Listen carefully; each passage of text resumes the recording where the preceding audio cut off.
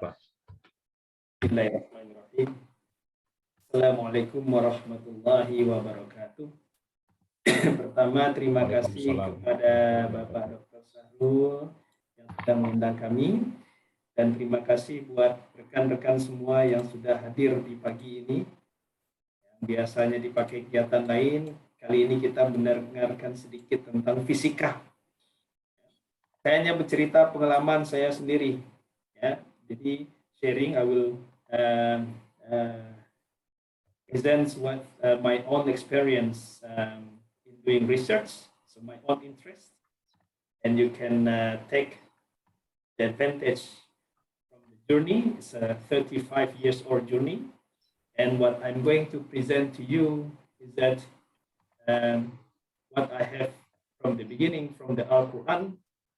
Then I develop my own laboratory. It's all from the basis, from the scratch, from zero.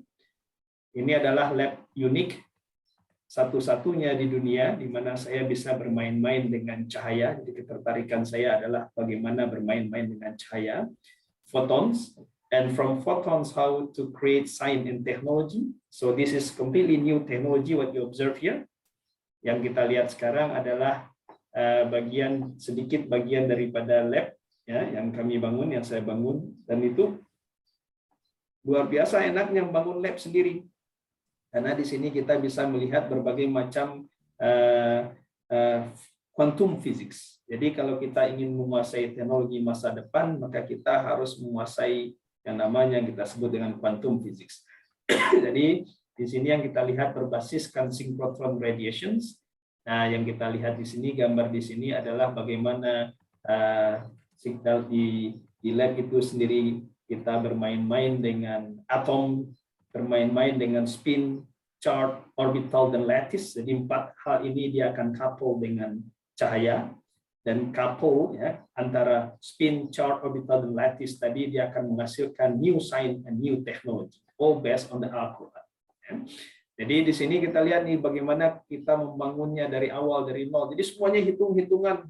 Fisika tidak hanya sekedar hitung-hitungan, tapi fisika adalah awal untuk menghitung sehingga kita bisa membangun teknologi baru yang seperti kita lihat di gambar depan ini. Nah, untuk rekan-rekan yang ingin melihat publikasi yang sudah kami terbitkan, saya izin sedikit. Bisa dilihat semua hasil karya saintis, bisa dilihat sekarang misalnya boleh pakai Google Scholar, boleh, dimanapun boleh dilihat. Jadi tidak ada yang namanya saintis, mana hasil karyanya. Oh, hasil karyanya saya ikhlas, ya enggak mau terlihat hasil karyanya. Enggak boleh begitu, harus kelihatan hasil karyanya. Maka hasil karya kami bisa dilihat di sini, sudah menghasilkan 200 lebih publikasi, ya. Ada yang di Nature, ada di Science, ada di Advanced Materials, ada di Nature Communication, Nature Physics. Silakan dilihat, dan citasinya pun bisa dilihat, ya. Kemudian kalau ingin yang melihat melihat berbagai macam bagaimana photons couple to spin, charge, orbital, dan lattice. Nah, silakan lihat di paper-paper berikut ini. Nah, di sini kita akan menyaksikan, ya, bagaimana ketertarikan dari suatu sains itu adalah bagaimana kita bisa membuat dari eksperimen menghasilkan publikasi, dari publikasi kemudian juga berkolaborasi dengan industri. Jadi banyak sekali, dan itu adalah keleluasan sebagai akademisi. Nah, ini 2021, 2020, 2020, 2020, 2020. Nah, kalau sudah selesai baca, klik ada di sini show more. Nah, klik show more. Nah, 2020, 2020, 2020, 2020, 2020. Karena memang hari-hari tugas kita itu, kewajiban kita itu iqra, belajar, lakukan riset. Maka untuk riset itu butuh energi yang banyak, timing yang banyak, yang paling penting adalah membaca. Kalau membaca saja kita sudah tidak punya waktu, maka tidak mungkin seseorang itu melakukan riset yang bermanfaat. Maka 2019 saya cepatkan sedikit, 2019 ini supaya motivasi, supaya apa yang kita diskusikan sekarang bisa dilihat ilmunya, sanatnya kemana. Ya, 2018, 2018, 2018, 2018. Nah, di sini bermacam-macam, termasuk juga sel surya. Nah, kita juga membuat sains dan teknologi ke arah sel surya, sama basisnya adalah alat yang kita lihat tadi. Nah, saya cepatkan kalau selesai 2018, 2018, 2015, 2017. Nah, di sini melakukan riset itu butuh yang disebut dengan hobi. Jadi riset itu sudah bagian dari hobi. Kalau hobi dia tidak bisa membedakan antara hari Ahad, hari Sabtu, hari Isnin, sama saja hari-hari itu. Karena hobi risetnya. Nah, kalau ada yang merasa, aduh ini hari Senin, nah berarti risetnya belum bagian dari hobi, berat bagi dia. Kalau riset bukan bagian dari hobi, karena dia akan bersaing dengan yang disebut dengan sunnatullah. Dia tidak mungkin kalau kita mempelajari hujan turun misalnya hari Ahad, saya tidak mau riset hari Ahad. Padahal hujannya turun hari Ahad. Maka sama dengan riset yang kita lakukan, tidak membedakan hari sama sekali. Nah, ini 2015, 2014, 2014, 2014, 2013, show more. Silakan dilihat setelah ini, mudah-mudahan di pertemuan berikutnya sudah ada paper-paper ini yang terbaca. Ya, buat adik-adik semua, terutama mahasiswa yang sedang belajar misalnya. Nah, yang paling penting juga, saya mulai menulis dulu waktu S1. Itu tahun 1999 dengan Profesor Chiameon. Beliau yang mengajarkan saya tentang bagian dari fisika, dan itu tulisan tugas S1 kami juga dipublikasikan di jurnal Fisika Review B. Nah, itu juga memotivasi bagaimana pentingnya seorang dosen pembimbing harus mampu menulis supaya dia bisa mengajarkan, dosen itu bisa mengajarkan mahasiswanya menulis. Jadi yang disuruh bukan mahasiswanya, tapi dosennya menulis, mahasiswanya ikut. Nah, begitu caranya belajar. Nah, kita lihat, teruskan sedikit lagi. Kemudian riset, nah itu sebagian dari publikasi yang sudah kami terbitkan, supaya bisa dibaca, supaya juga bisa menjadikan motivasi bahwa basis ya apa yang saya lakukan, ketertarikan saya pribadi, semuanya basisnya bermula dari Al-Quran. Dan yang tertarik, yang sangat menarik lagi, yang terbaru adalah kami bisa membuat emas yang tadinya berwarna emas, ya, noble elements, warnanya yellowish, opaque, itu tidak transparan, kemudian metal dan non-magnetik, bisa kita ganti, kita modifikasi dia. Nah, ini menariknya. Kenapa? Ketika seseorang bisa memodifikasi sifat-sifat dari emas, dia menjadi sains dan teknologi baru. Kita bisa buat, kami sudah bisa membuat emas menjadi transparan nanti, tapi kita nggak tahu apakah waktu kita cukup hari ini. Oke, karena kita hari ini istilahnya bukan di perkenalan dulu. Kemudian, nah dari sinilah perjalanan panjang selama 35 tahun untuk membangun alat yang tadi kita lihat juga di monitor ini, ya, itu basis teknologi kita ke depannya biasa kita sekarang sebutnya dengan spin-based electronic for future technology. Nah, di sini kita sudah tahu tidak mungkin kita bisa membuat teknologi baru kalau kita tidak tahu apa itu spin. Kita nggak mungkin bisa membuat teknologi baru kalau kita tidak tahu apa itu photons, cahaya. Kita nggak mungkin bisa ikut kontribusi memberikan teknologi baru kalau kita tak mengerti charge, orbital, dan lattice. Jadi spin, charge, orbital, dan lattice, dia akan couple dengan cahaya. Itu fungsinya. Nah, saya sendiri ketertarikan saya dengan cahaya itu bermula dari kecil. Jadi perjalanan yang menarik, yang sangat panjang. Saya diajarkan Al-Quran oleh Ustazah Hajah Ariyah Sanin, nenek saya, hari-hari belajar tafsir Al-Quran, tapi tidak terasa. Diajarkan tentang apa ayat-ayat ini, segala macam. Kemudian saya juga beruntung karena belajar langsung dengan Buya Datuk Palimokayo. Dan Buya Datuk Palimokayo itu bersama sahabat dengan Buya Hamka. Jadi kami beruntung belajar dengan mereka-mereka yang faham ya dari Al-Quran. Dan Hamka dan Palimokayo belajar kepada Syekh Abdul Karim Amrullah, dan Abdul Karim Amrullah belajar kepada Syekh Ahmad Khatib Al-Minangkabawi, salah satu imam di Mekah, mazhab Syafi'i. Kemudian di sini ketertarikan dari kecil itu membuat membuat saya harus berguru lebih banyak, dan saya alhamdulillah berguru kepada ratusan guru lebih untuk belajar yang disebut dengan cahaya tadi, cahaya dan zarah. Maka sedikit guru-guru yang sudah kami belajar kepada mereka, ya ini hanya sebagian kecil dari mereka. Saya belajar banyak daripada Profesor Chia Mei-on. Ya, saya belajar banyak. Pembimbing saya Profesor Chia Mei-on dan Profesor Muhammad Barmawi.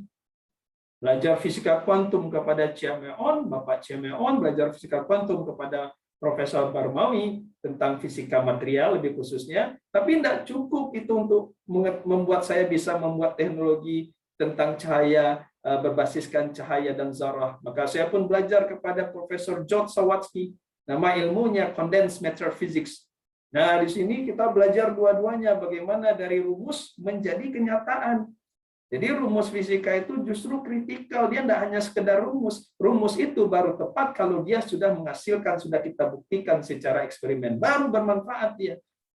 Nah, kemudian saya tidak cukup dari situ saja, saya pun belajar tentang X-ray karena cahaya itu berlapis-lapis. Maka saya belajar kepada Urbana-Champaign dengan Profesor Peter Abamonte.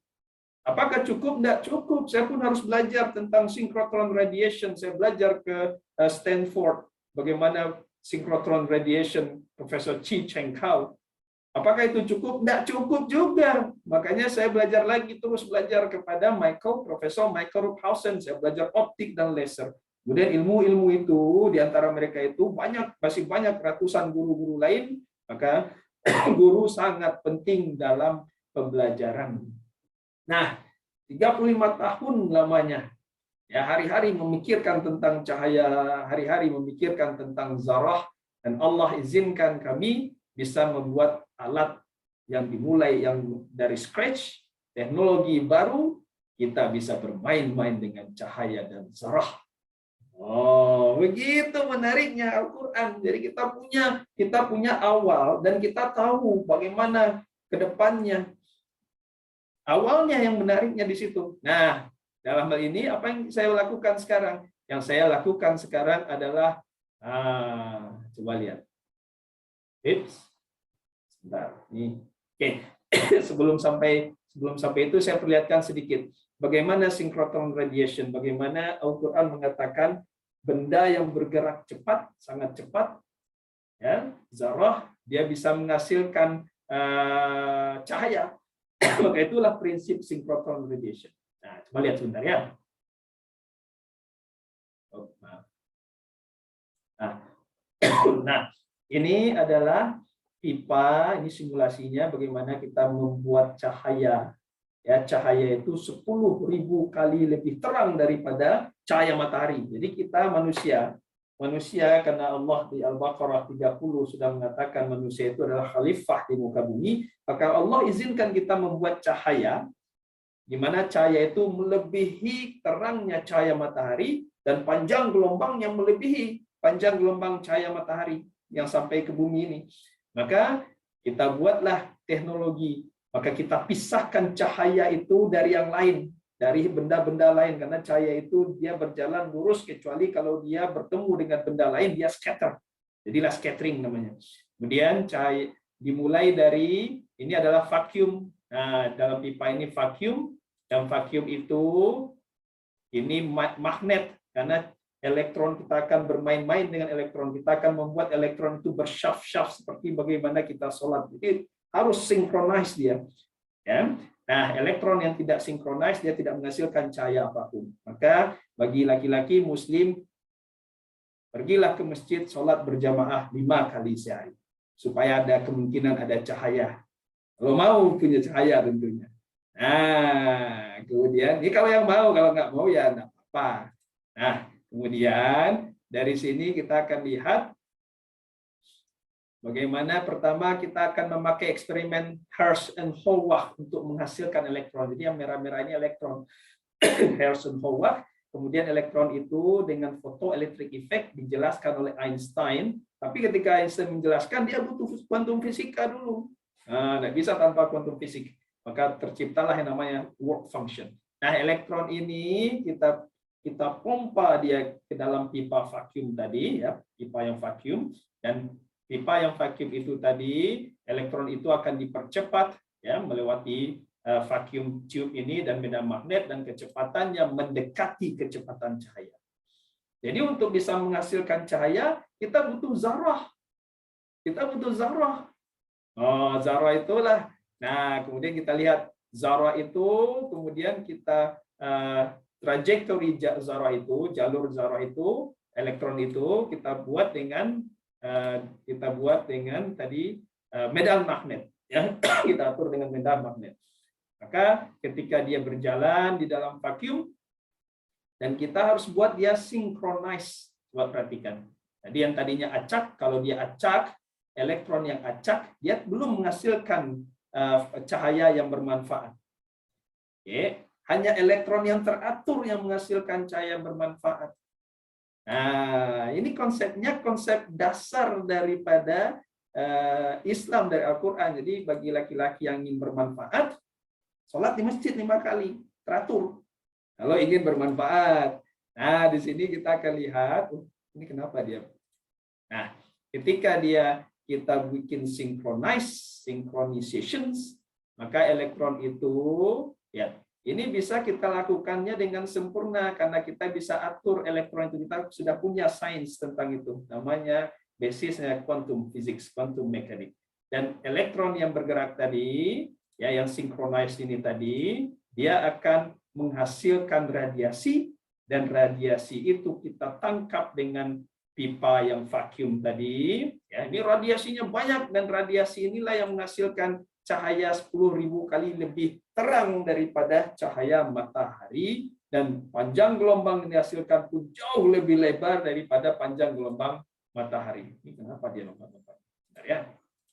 Nah, ditangkap oleh pipa ini, dan setiap kali ditangkap oleh pipa, maka kita bisa mengatur apa yang kita inginkan daripada cahaya tadi. Ya. Maka ini yang saya buat, bagaimana bisa mengatur cahaya-cahaya ini, memilih cahaya. Jadi pertama, menciptakan cahaya. Ini bahasa ciptaannya tidak sama dengan ciptaan dari Allah. Jadi di sini bahasa ciptaan khalifah namanya. Jadi kita buat cahaya itu dari zarah yang bergerak cepat seperti kecepatan cahaya, dan itu sendiri harus punya sains dan teknologi sendiri. Dari situlah pentingnya fisika. Nah, kemudian ditangkap oleh benda-benda apapun yang kita inginkan, maka apa yang dikeluarkan oleh light matter interactions, that's your future, that is your science and technology. So it's all about light and matter. Okay. Nah, apa yang kita bisa buat, apa yang sedang saya buat sekarang? Maka dari alat ini tadi, ya, alat yang kita lihat, yang depan kita lihat sekarang ini, itulah alat di mana saya bisa membuat cahaya dan memilih cahaya. Jadi dibuat dia dari tidak ada jadi ada. Dia tidak ada tadinya, kemudian jadi ada. Dari ada itu, cahaya itu saya bisa bermain-main dengan semua elemen. Saya bisa bermain-main dengan hidrogen, saya bisa main-main dengan zinc, dengan nikel, cobalt, oksigen. Saya bisa ambil masing-masing atom itu dengan cahaya. Jadi tangan saya sekarang cahaya, pinset saya kalau sekarang cahaya. Nah, itu enaknya ketika kita mengerti bagaimana cahaya, kita bisa memerintahkan cahaya. Kamu ambil atom cobalt, kamu ambil atom oksigen, kamu ambil atom ini. Maka apa yang saya buat setelah mereka ambil atom-atom itu? Saya membuat kue lapis. Kue lapis yang saya buat. Jadi membuat kue lapis memakai cahaya. Nah, setiap lapisannya ini atomnya tertentu sesuai keinginan pemesannya. Misal, Bapak Dr. Sarul datang, wah saya pengen kue lapis, lapisan pertamanya coklat. Maka saya kasih atom misalnya copper saja. Dan saya bisa susun apakah coppernya simple cubic, base center cubic, atau phase center cubic. Saya bisa susun itu. Hexagonal, tetragonal. Kenapa? Karena khalifah. Kalau tidak khalifah, tidak bisa. Ayam tidak bisa menyusun itu, karena dia bukan khalifah. Walaupun ayam belajar 1000 tahun sekalipun. Ya. Maka dari sini kita lihat, kemudian Bapak Dr. Sarul sebagai manusia dia tidak ingin cuma coklat saja. Wah, saya ingin yang lapisan kedua pandan. Oh, oke, pandan, lapisan kedua pandan. Maka saya kasih Bapak Dr. Sarul misal oksigen. Oh. Maka lapisan kedua tadi, lapisan pertama copper, lapisan kedua oksigen, dan itu pun bisa disusun dengan sempurna karena cahaya tadi. Ya, disusun ya. Disusun 1, 2, 3. Nah, tapi semuanya kecepatannya cahaya. Nah, kemudian lapisan ketiga, Bapak Dr. Sarul, wah ini menarik nih, kata Bapak Dr. Sarul. Maka lapisan ketiga Bapak Dr. Sarul pun, tolong di kue lapis saya dikasih durian. Oh, pengennya durian macam-macam. Oh, tidak ada masalah. Maka kami bikinkan, misalnya setelah tadi copper, oksigen, maka berikutnya bisa jadi adalah misal nikel. Maka kita bisa membuat berbagai macam material yang tidak ada di alam semesta ini yang disebut dengan to create intelligence materials, not exist in the universe, tapi kita akan membuatnya supaya apa? Ya, supaya kita mengetahui bagaimana interaksi dari atom dan cahaya dia menghasilkan new science dan new teknologi untuk kehidupan kita sekarang dan masa depan lebih tentunya. Maka basis kita sekarang sudah kelihatan bagaimana pentingnya cahaya, bagaimana pentingnya zarah, dan ternyata perjalanan untuk bisa mengetahui zarah itu sendiri bagi saya sangat menarik karena saya bermula dari Al-Quran kemudian menjadi new science. Tadi sudah kami perlihatkan 200 lebih publikasinya. Ya, silakan dibaca. Nah, setelah ini dibaca satu-satu paper tadi di Google Scholar. Kalau tidak punya akses, beritahu saya, nanti saya bisa kirimkan. Dan itu di Nature ada, di Science ada, Physical Review ada. Kemudian dari New Science itu, ya kita sudah perlihatkan tadi scientific paper. Jadi scientific paper itu hukumnya wajib bagi akademisi. Tidak boleh kita mengatakan kita akademisi, researcher, tapi tidak punya scientific paper. Nah, scientific paper itulah yang saya ajarkan di kelas. Jadi yang diajarkan kelas itu bukan hanya textbook, tapi riset-riset yang kami lakukan. Sehingga apa? Mahasiswanya tahu ketika dia lulus, mereka itu ready akan menjadi pemimpinnya nantinya, karena yang mereka lakukan terima di kelas itu adalah ilmu terakhir, namanya cutting edge research, dari cutting edge research. Nah, dengan begitu mereka akan tahu apa yang akan dilakukan, visi dan misinya jadi bagus nanti untuk masyarakat ke depannya. Kemudian dari situ kita kolaborasi, saya kolaborasi dengan industri, kolaborasi dengan apapun akademia. Nah, kolaborasi di sinilah pentingnya bagaimana kita mengetahui kalau dengan industri, mereka tahu juga kita, industri itu tahu mengetahui kita sebagai peneliti dari publikasi. Maka industri datang, maka saya kolaborasi membuat teknologi baru dengan industri, jadi ada sains baru, ada teknologi baru, dan tujuannya pada akhirnya adalah bagaimana membuat teknologi masa depan itu ukurannya nanometer, jadi bukan hanya sekedar materialnya saja, tapi teknologinya nanometer, kemudian fast and fully control, jadi itulah kenapa kita butuh cahaya, karena itulah yang paling mudah, ringan, yang paling murah segala macamnya, dan dia yang paling penting low energy consumption, paling efisien. Jadi mereka yang bisa paham cahaya, bisa bermain-main dengan cahaya, bukan hanya sekedar di logika belaka, karena logika kita banyak salahnya. Buktikan dengan eksperimen, kemudian dari pembuktian itulah dia bisa bermanfaat buat makhluk lain. Nah, disitulah menjadi rahmatan lil alamin, bermanfaat buat semua makhluk. Nah, karena waktu kita yang terbatas, ya, apa yang kemudian saya kejar berikutnya? Ini setelah saya paham tentang cahaya, membuat teknologi cahaya tadi, alat eksperimen lab sendiri yang dimulai dari nol, ya, perjalanan 35 tahun panjangnya, maka saya sekarang mempelajari namanya chirality, bakteri dan virus. Basisnya sama tadi, dari cahaya yang tadi kue lapis tadi. Ya, kue lapis tadi. Nah, ayatnya pun sudah jelas, sudah ada. Jadi bagaimana perjalanannya ini yang menarik, karena semua basisnya sudah punya, ya sudah ada, saya diajarkan waktu kecil dulu. Nah, chirality itu berpasang-pasangan, jadi semuanya berpasang-pasangan.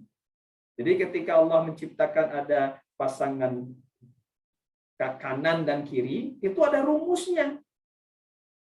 Maka orang yang bisa membuat teknologi itu adalah orang yang mampu membuat rumus, karena tanpa rumus tidak ada yang namanya produksi massa, produksi banyak dari suatu bahan, karena itu semuanya berasaskan rumus. Semua alat-alat yang saya perlihatkan tadi, yang saya bangun tadi, itu asalnya dari rumus, ya, berawal dari rumus. Jadi tanpa rumus kita buta. Jadi tafsir Al-Quran itu adalah rumus.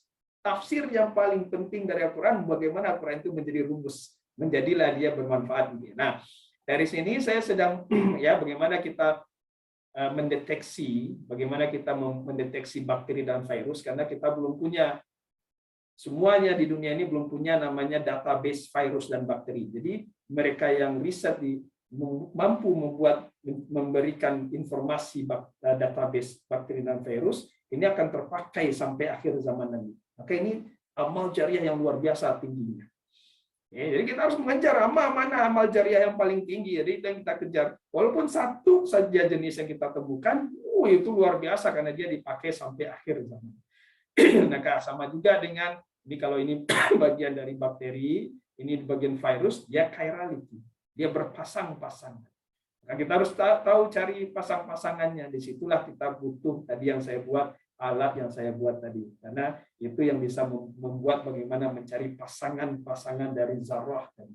Nah, kenapa begitu pentingnya? Karena semua makanan kita, ya baik daging, sayur-sayuran, buah-buahan, di dalamnya itu, di situ ada semua bakteri dan virus. Banyak informasi yang terkandung di dalamnya. Jadi mereka yang mampu membacanya, yang tahu caranya informasi bakteri dan virus, dia akan menjadikan makanan yang halal dan thayyib. Jadi halal dan thayyib itu ilmunya luar biasa dalamnya, karena kita harus paham dulu dengan bakteri dan virus, dan kita belum sampai saat ini. Nah, mudah-mudahan dengan begini menambah motivasi bahwa beruntunglah adik-adik, kolega-kolega yang di universitas, karena ada kesempatan untuk riset. Karena tidak mungkin riset itu tanpa bersama-sama, tidak riset namanya. Jadi harus bersama-sama. Nah, untuk bisa riset harus punya waktu membaca. Bukan membaca WhatsApp. Bukan. Ya, membaca paper ilmiah. Pakai waktunya membaca paper ilmiah. Dihitung hari-hari berapa jam membaca, berapa jam rapat. Kalau waktu rapat lebih banyak daripada membaca, tobat. Kenapa waktu rapat lebih banyak membaca? Nah, kenapa begitu? Karena ciptaan Allah luar biasa beratnya, harus benar-benar konsentrasi dan fokus. Saya tutup sekian dulu. Mudah-mudahan ada manfaatnya. Silakan diambil. Masih banyak, tapi kita lanjutkanlah lain kali, insya Allah. Terima kasih. Baik, terima kasih Prof. Sungguh luar biasa hal yang dipresentasikan, dan kita masih punya waktu sekitar 19 menit, dan kepada peserta ya pagi hari ini, ya peserta kuliah pagi hari ini, kami persilahkan Pak Dr. Jusman, silakan Pak, Bapak raise hand.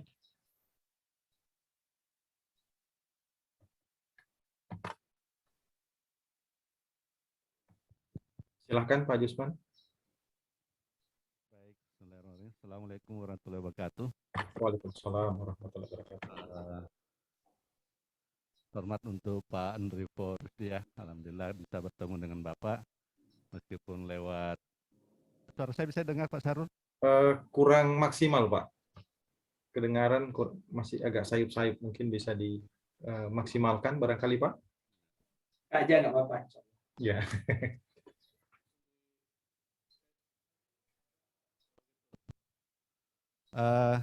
Jelas Pak Sarul? Ya, Pak. Alhamdulillah sudah lebih baik Pak. Pak Andripo, Prof, terima kasih kesempatan ini. Mungkin pertanyaan saya sedikit nyeleneh gitu ya. Tadi bicara tentang zarah ya, kemudian didesain sedemikian rupa dengan teknologi sehingga kecepatannya mendekati kecepatan cahaya gitu. Gitu Pak ya, tadi yang saya tangkap.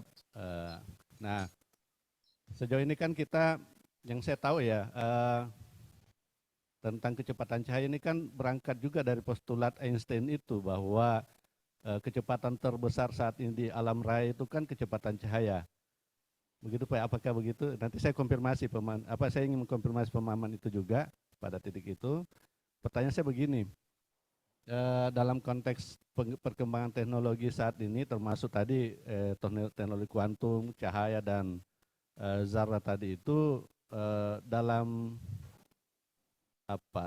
pandangan atau proyeksi atau pikiran Pak Andrivo ke depan, apakah mungkin suatu saat ada yang bisa membuktikan atau bahkan mungkin menggugurkan postulat Einstein itu dengan eksperimen dan seterusnya? Nanti itu ada sesuatu yang diciptakan dengan teknologi seperti apa canggihnya itu yang menghasilkan kecepatannya zarah itu bisa melampaui kecepatan cahaya. Gugurlah postulat Einstein. Kira-kira begitu. Itu pertanyaan Pak. Terima kasih. Assalamualaikum warahmatullahi wabarakatuh. Waalaikumsalam warahmatullahi wabarakatuh. Silakan langsung ditanggapi Pak. Iya. Postulat Einstein itu betul untuk satu jenis cahaya. Allah sendiri sudah mengatakan ada cahaya di atas cahaya, jadi silakan buktikan. Jadi postulat Einstein tidak salah dan tidak pernah salah karena kita sudah buktikan satu jenis cahaya. Jadi kalau ada menemukan jenis cahaya lain, bisa jadi, tapi semuanya bermula selalu dari rumus. Kalau nemu rumusnya, buat alatnya, pasti nemu. Kata Al-Quran, satu-satunya yang tidak mungkin dilakukan itu membalikkan waktu. Membalikan waktu. Makanya yang masih muda, habiskan waktunya untuk belajar. Karena ditanya nanti, dipakai buat apa masa mudamu? Maka pakailah waktu mudamu belajar dan sholat 5 kali di masjid. Karena pasti ditanya. Nah, kembali lagi, teknologi yang kita buat berdasarkan cahaya itu, yang satu cahaya ini saja, yang Allah sudah berikan kita kesempatan, itu lamanya ribuan tahun untuk mendapatkan rumus yang satu ini. Jadi bukan sebentar, ribuan tahun. Artinya Allah akan memberikan kita kesempatan untuk menemukan cahaya berikutnya, mudah-mudahan 10.000 tahun lagi, karena umur bumi masih 1 juta, 5 juta tahun lagi. Masih panjang umur bumi. Artinya apa? Pakailah waktu kita, pakai waktu yang cuma 60-70 tahun ini, lakukan, manfaatkan sebesar-besar mungkin, walaupun kontribusi kita membuang duri di jalan, yaitu menemukan misalnya satu jenis bakteri, pakai. Tapi itu butuh waktu riset 50 tahun, 30 tahun lamanya. Situ nikmatnya. Jadi kembali lagi, teknologi yang kita pakai ya berbasiskan satu postulat tadi, dan postulat tadi apakah ada yang lebih cepat dari cahaya, sudah bisa kita lakukan, namanya banyak jenis-jenis eksperimen, femtosecond, picosecond, semuanya lebih cepat. Karena apa? Zarah yang meloncat dari satu state ke state yang lain, dia begitu cepatnya, itu namanya lifetime. Nah, di situ lain lagi tuh fisikanya nanti. Jadi jawabannya, semuanya basis kita memang cahaya, tapi dengan cahaya yang satu itu kita bisa membuat adanya sesuatu yang lebih cepat dari cahaya itu sendiri. Ada yang bisa kita buat lebih lambat, meter, misalnya microsecond, ada yang hitung-hitungannya lifetime-nya jam, ada lifetime-nya misalnya harian. Nah, di situ kita belajar disebut dengan Fermi Golden Rule. Sekarang silakan belajar di situ. Bagaimana nikmatnya satu postulat itu Einstein sendiri yang butuh ribuan tahun saintis untuk bisa menemukan sehingga bisa memanfaatkannya hari ini. Artinya apa? Artinya kalau kita ingin menemukan cahaya yang berbeda dengan cahaya yang sekarang, tidak pernah menutup kemungkinan. Mudah-mudahan 5.000 tahun lagi ada anak cucu kita basisnya sama dengan cahaya sekarang. Oke, semoga menjawab sedikit apa yang dipikirkan Pak Dr. Jusman, mungkin puluhan tahun lamanya. Baik, terima kasih Prof. Yang kedua, saya ini mohon izin juga ingin bertanya sesuai dengan topik kita pada hari ini tentang future teknologi masa depan. Saat ini memang dunia, kalau kita lihat ini sangat bisa dibilang dipusingkan ya dengan adanya pandemi COVID-19. Ya, satu varian ya relatif bisa diatasi ya, walaupun masih sudah banyak korban. Tapi muncul varian-varian baru seperti yang Pak Prof sebut tadi, Omikron. Dan mungkin saja ada lagi setelah Omikron. Sekarang bagaimana ya Al-Qur'an ini ya tentu baru beberapa baru sebagian kecil yang kita bisa ungkap. Mudah-mudahan misteri ya yang ada di alam ini termasuk yang saat ini sedang kita atasi ini sedang kita hadapi ini bisa teratasi. Kira-kira Prof terkait ya karena Pak Prof saya lihat juga melakukan studi terkait bakteri dan virus. Nah, kira-kira ini gimana? Apakah ada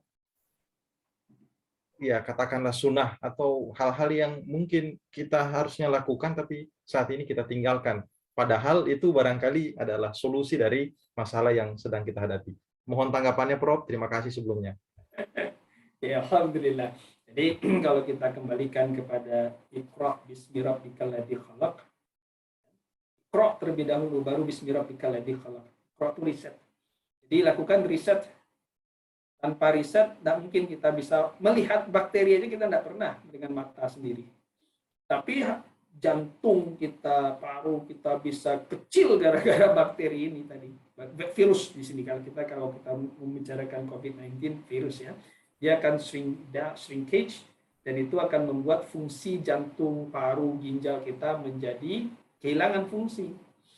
Maka kata Allah, Iqra bismi rabbikal ladzi khalaq, khalaqal insana min 'alaq. Pelajari tentang manusia kata Allah. Allah sendiri mengatakan. Jadi kenapa sekarang yang menghasilkan antivirus itu negara-negara yang kuat riset karena mereka kuat Iqra-nya. Nah, satu virus itu jenisnya bisa jutaan jenisnya. Jutaan, jadi bukan hanya 1, 2, 3, 4, 5. Nah, tapi antibodi tubuh kita jauh lebih hebat lagi daripada satu jenis virus. Nah, yang harus dibuat supaya kita secara natural bagus, maka kita harus, hidup kita itu harus basyir, harus bersenang, harus senang, bukan bersenang, senang hidupnya. Jadi bangun subuh senang, mau memikirkan cahaya. Oh, mau apa senang. Nah, dari senang itu virus yang masuk kalah dibanding antibodi kita. Nah, antivirus dia menjadi penting kalau sudah bergerombolan, kalau sudah banyak virus itu dan tidak terkendalikan, maka kita butuh antivirus karena virus itu akan bertambah mutan dia setiap saat. Dan setiap kali dia mutan, antibodi kita tidak paham harus membentuk baru. Maka ketika kita stres, antibodi kita lemah. Ketika kita kekurangan tidur, antibodi kita lemah. Ketika kita kekurangan tidak bersih, antibodi kita lemah. Maka ikuti saja sunnah Rasulullah and hope for the best. Sampai kita menemukan, karena semua penyakit ada obatnya. Artinya itu diperintahkan Allah, cari obatnya. Semua penyakit ada obatnya. Artinya Allah perintahkan kita cari obatnya. Maka ulul albab mereka yang berpikir yang bisa mencari obatnya. Nah, kita sekarang berjuang supaya mencari satu jenis obat, 2 jenis obat, 3 jenis obat. Dan itu tidak bisa dadaan. Ketika kita sedang berperang, kita tidak punya jurusnya, ya sudah. Tidak bisa lagi, sudah. Jadi sebelumnya, setelah COVID-19 ini berakhir, atau sedang COVID ini, mulailah kita taubat, kita belajar serius, supaya nanti apa? 20 tahun lagi ada lagi nanti jenis lain, 100 tahun lagi ada lagi nanti jenis lain. Apakah anak cucu cicit kita akan mengalami yang sama? Tetap kita menunggu obat dari antivirus dari kaum lain. Nah, di situ masalahnya. Mudah-mudahan terbantu nih, Tuan. Baik, terima kasih. Kita sesuai aja karena tidak mungkin kita sedang berperang sekarang ini. Iya. Terima kasih, Prof. Saya persilakan Pak Dr. Haji Jamaluddin Sakung. Silakan, Pak.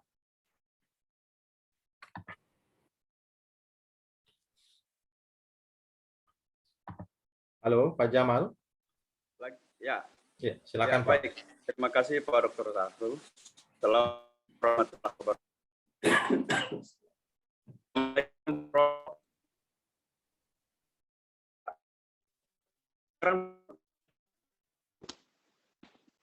Halo, Assalamualaikum.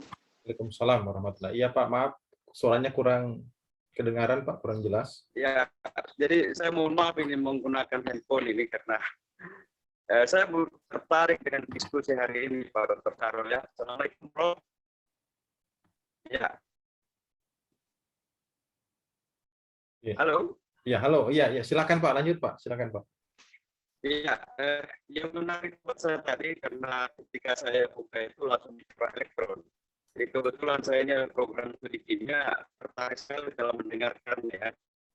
Jadi, saya mungkin punya komentar begini. Kita para ilmuwan banyak itu biasanya mengkajinya setelah mendapatkan pengakuan teknologi dan sainsnya, kemudian cocok-cocokkan di dalam Al-Quran. Nah, kalau pemikiran saya sebenarnya sudah ada dalam Al-Quran, kalau ilmuwan sebelumnya biasanya mengkajinya di Al-Quran, kemudian mencari teknologi dan sains yang baru. Nah, itu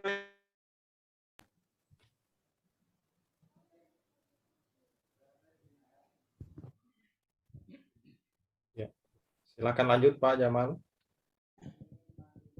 Mungkin pindah yang lain dulu, Oh iya. Dr. Sarul, karena Baik, baik. Siapa? Ini ada 2 lagi tambahan. Pak Dr. Mursito, saya persilakan Pak Mursito. Muslimin Pak Sarul. Maaf Pak Mursito Terima tadi. kasih. Ya, terima kasih nanti Pak. setelah ini Pak ya. Sarul. Silakan Pak Mursito. Mohon maaf saya mohon maaf saya mengaktifkan kameranya. Assalamualaikum warahmatullahi wabarakatuh, Prof. Waalaikumsalam.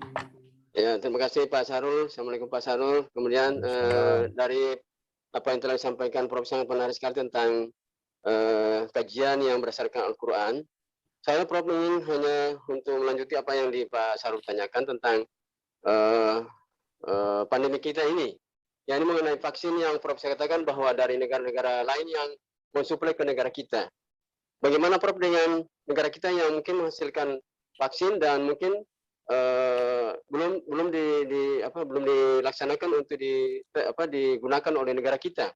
Kira-kira apakah dari umat Islam yang ada di negara kita ini atau ilmuwan Islam kita ini, apakah bagaimana kemampuan mereka tentang vaksin ini dan apakah sudah bisa dilakukan untuk digunakan di Indonesia?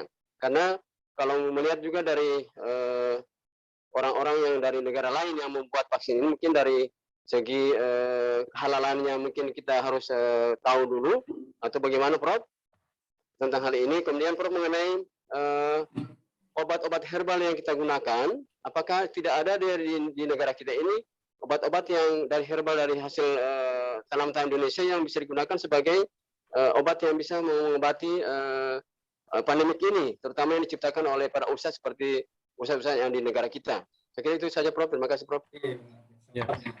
Oke, pertama, insya Allah kita ini bagus nih Pak Mursito. Pertama kita Indonesia Muslim, insya Allah bisa. Yang menjadi masalah mau atau tidak mau itu saja. La yukallifullahu nafsan illa wus'aha laha ma kasabat. Mau atau tidak mau itu saja. Kalau mau maka luangkan waktunya siang malam karena untuk membuat satu jenis vaksin dengan tepat sesuai dengan sunatullah itu bisa setahun lebih siang malam tapi kerjanya. Ya, Prof. Kalau kita lakukan itu, insya Allah bisa karena itu akan bermanfaat. Masa kita sebagai negara Muslim terbesar tidak jadi rahmatan lil alamin? Ya, Prof. Nah, di situ dia. Maka buatlah walaupun satu paper sekalipun, tapi paper itu dibaca oleh lain, oleh saintis lain, juga bisa menjadi amal jariah. Nah, di situ silakan riset bersama-sama. Dan kunci riset tadi apa tadi Pak Dr. Mursito? Ya, mengenai membaca. Ya, ada ribuan paper yang harus kita baca.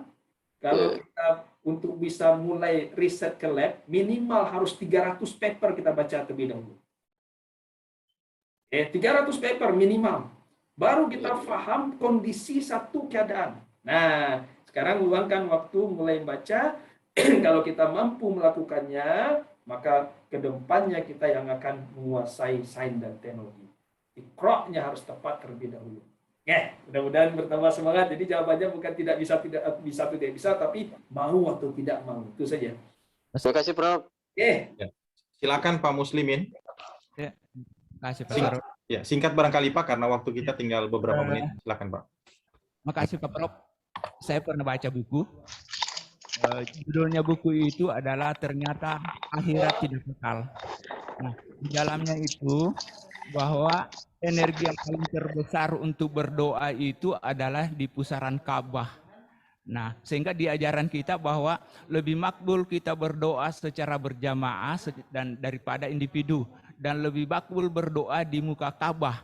Nah, bisakah dijelaskan hubungannya dengan sarah itu? Nah, itu yang pertama, Prof.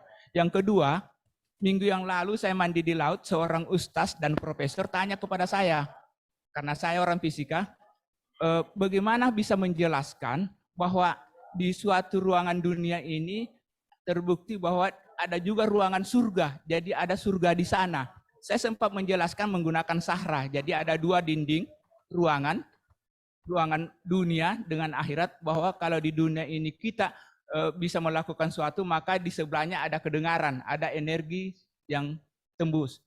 Berikutnya, tentang penelitian sahra, dari dulu ada ide selama virus, Pak Prof. Idenya begini, virus ini sebetulnya bisa dihilangkan dengan menggunakan sarah. Itu sudah referensi banyak buku, karena saya adalah orang fisika sat padat, banyak mengajar fisika inti, jadi saya yakin bahwa virus itu bisa dihilangkan menggunakan energi itu. Dan saya mau ke sana tapi mungkin belum sempat, tapi idenya sudah ada, Prof. Saya tinjau bahwa virus itu kan tersusun dari protein. Proteinnya saja yang dihancurkan. Kalau proteinnya dihancur, sudah hancur virusnya dengan menggunakan sahra itu. Itu idenya sudah ada, Prof, dan sudah banyak jurnalis saya kumpul. Saya ingin mulai sedikit-sedikit, tapi belum ada waktu. Makasih, Prof, penjelasan. Bagus, alhamdulillah. Jadi yang pertama, bahwa tadi kita sudah perlihatkan bagaimana elektron yang bersaf-saf dia menghasilkan cahaya. Yang individu cahayanya tidak nampak. Jadi kalau mau sebagai seorang muslim, kalau ingin amalnya bercahaya, ya berjamaah. Dan berjamaahnya pun harus jelas, harus sesuai dengan bersaf-saf yang benar. Nah, itu sudah tepat. Dan itu ada rumusnya. Dan itu sudah masuk fisika kuantum di situ, dan itu sudah kami buktikan. Yang kedua, tentang di Mekah tadi, itu tidak perlu sebenarnya harus di Mekah. Di mana saja Pak Dr. Muslim berdoa, dia hubungannya dengan energi. Jadi tidak ada keterbatasan jarak, itu tidak pernah ada sebenarnya. Nah, ketika niatnya kita sekarang, kita kan bertemu nih tatap muka sekarang. Apakah kemudian kita dekat secara fisik? Enggak, tapi secara energi kita sama wavelength-nya. Di situ dia doa itu. Kalau wavelength kita tepat, maka itu yang disebut dengan resonan. Nah, kemudian memang disempurnakan dengan adanya Ka'bah, karena Ibrahim alaihissalam dan Ismail menyempurnakannya, itu spesifik. Karena yang disebut dengan tawaf hanya bisa dilakukan di Ka'bah. Tawaf. Tidak ada tawaf tempat lain. Sholat, segala macam, puasa, bisa di mana saja, kecuali tawaf. Mau tawaf dari Sulawesi, tidak apa-apa, tapi kelilingnya panjang.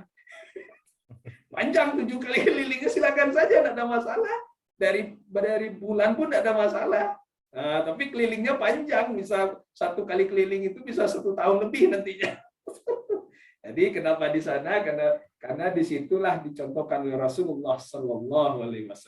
Nah, yang terakhir tentang bagaimana itu namanya dimensi, karena X, Y, Z dimensi kita ada banyak. Nah, dimensi kalau Allah ganti sumbu X, Y, Z, saya ganti nih X, Y, Z menjadi X, Y, Z prime. Kita tidak ketemu. Tapi kita masih di sini. Itu disebut dengan di fisika zat padat ada namanya reciprocal lattice. Dia tidak ketemu dia. 1/X, 1/Y, 1/Z. Dia berbeda, dia tidak ketemu karena dia sudah berbeda. Unitnya pun berbeda. Nah, di situ banyak. Nah, yang saya harus tekankan, apapun pemikiran kita, kalau kita tidak buktikan, saya sudah buktikan 99% pemikiran kita salah. Sampai dibuktikan dahulu. Jadi hati-hati.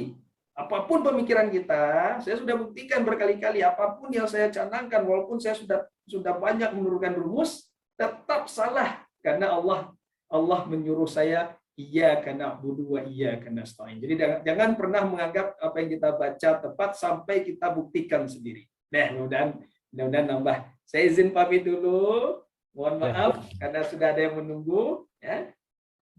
Baik, terima kasih Prof. Mohon maaf rekan-rekan yang masih ingin bertanya. Insya Allah seperti yang beliau sampaikan sebelumnya bahwa pada kali lain di mana ada keluangan waktu beliau, insya Allah kita akan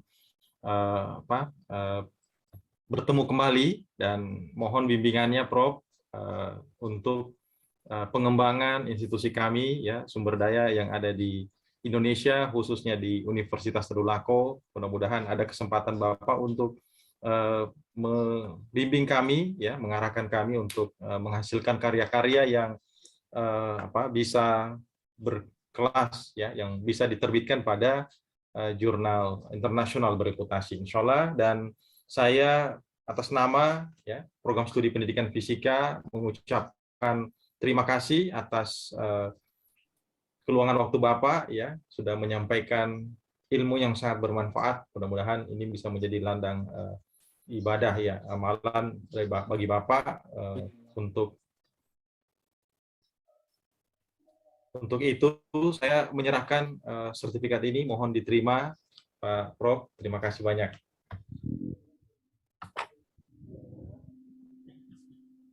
Assalamualaikum warahmatullahi wabarakatuh. Saya pamit, ya. Waalaikumsalam warahmatullahi wabarakatuh. Terima kasih Prof.